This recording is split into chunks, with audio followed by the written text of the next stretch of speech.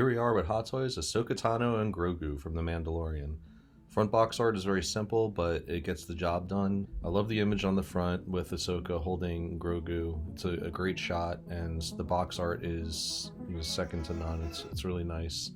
I really love this inside piece of the box art. It has like this really cool kind of copper look to it with like the rays of the sun going around the side of the box. It's super cool. Here's a quick glance at Ahsoka on her stands, her little jungle stand that she comes with. I definitely prefer it over the standard Star Wars stands. Not that I have a problem with them, but those little rectangles kind of bother me because I have so many of them. I definitely think this is the best figure of 2023 so far. I don't think anything comes close. Now, we have yet to review the new Luke Skywalker figure from The Mandalorian, but I don't think that up until him there's anything that even comes closer, is even in the category of this figure.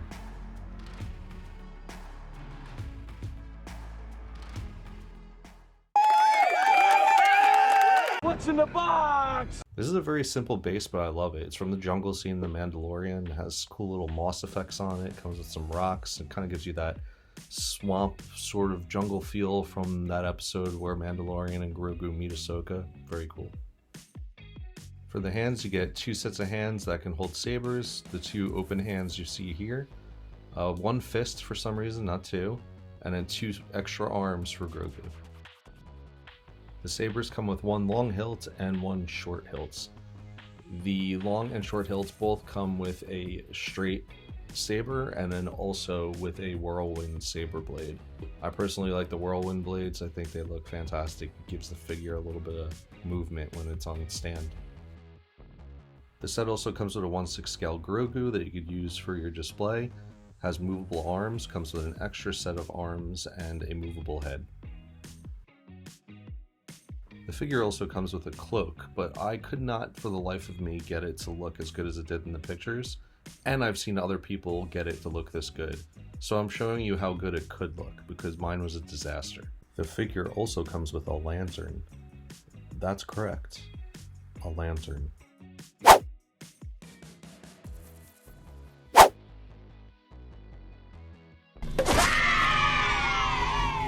Ladies and gentlemen, this is it. This is the best head sculpt I've ever seen, in my opinion. The details in her face, the movable eyes, also like the shadows that are cast from her hair tentacles, or leku I think they're called.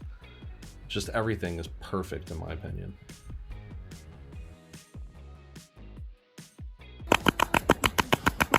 The musculature on this figure is like second to none, and it's so subtle. You can see in the arms where the deltoids come to an end, you can see the shadow on it.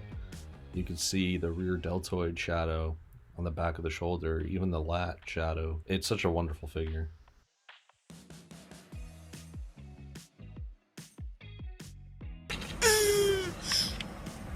The articulation on this figure is really solid. You can move her arms in any position you would need to do an Ahsoka pose. The knee goes up almost to her waist, and you can actually bring the knee all the way back, which is insane. This allows you to do any of the poses Ahsoka really can do. At first I thought the head was limited in moving left to right, but then I realized you could actually bend the tentacles on her head and they'll stay in place so that you can move the head even farther to the left and right. This is a really cool addition to a figure like this.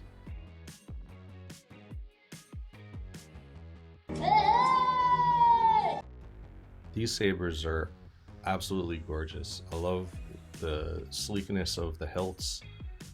Both the long and the short hilt are equally as nice, and the straight blades are really cool, but these whirlwind blades that you could put in each saber are awesome. Also the color, look at the color of that. The only negative is that they didn't add one of the arms with the light up sabers, because that would have been top notch.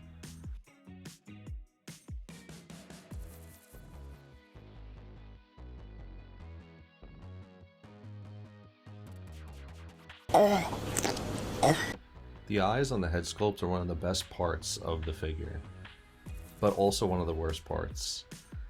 What they did was they connected the face to the head sculpt using a magnet, which is awesome, I love it. And they also did that on the top of the inside of the head sculpt. It's so easy to use.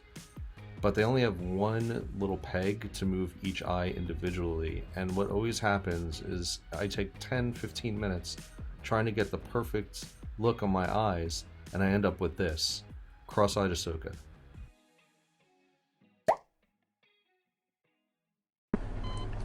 Why? Yep, they gave us a lantern for a DX figure. They gave us a lantern that doesn't even light up. Here are some of my favorite poses, and the last pick is how I have it displayed in my entertainment room.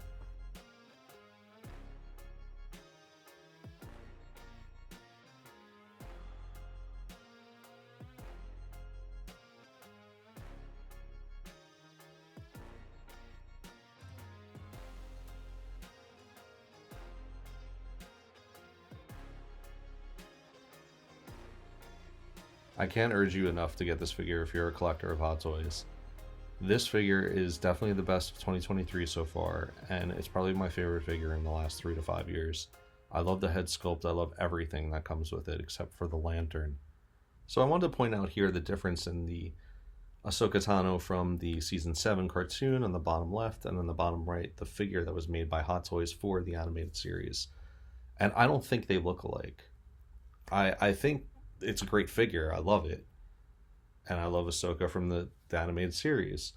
And then I look at Star Wars Rebels Ahsoka on the top right, and then I look at the way Rosario Dawson looks, and I think those look more similar to one another. Could just be me. But I think Rosario Dawson's look and Star Wars Rebels Ahsoka Tano, if you mushed them together, they would look exactly like this Hot Toys Ahsoka Tano Mandalorian figure.